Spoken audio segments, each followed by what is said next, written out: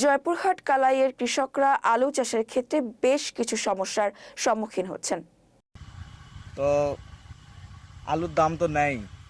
আমরা প্রায় 4,000-5,000 টাকা বস্তা নিয়েছিলাম আলু লাগানোর সময়।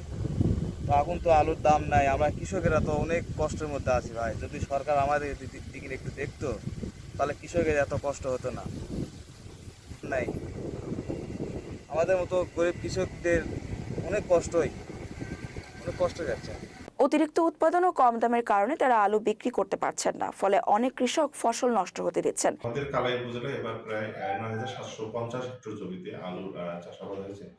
কালাই উপজেলার মোটামুটি একটা আলু প্রধান এলাকা। এখানকার ম্যাক্সিমাম সব ধরনের কৃষকই আলু চাষের সাথে জড়িত। এবার বিভিন্ন কারণে আলুর বীজের দাম, পরিবহন থেকে শুরু করে বিভিন্ন ইনপুটের দাম বৃদ্ধির কারণে এবার কিন্তু উৎপাদন খরচ কিন্তু কৃষকদের একটু বৃদ্ধি পেয়েছে। এছাড়া সঠিক পরিবহন ও বিপণন ব্যবস্থার অভাবে বাজারে পৌঁছানো এবং ভালো দাম পাওয়া কঠিন হয়ে পড়েছে।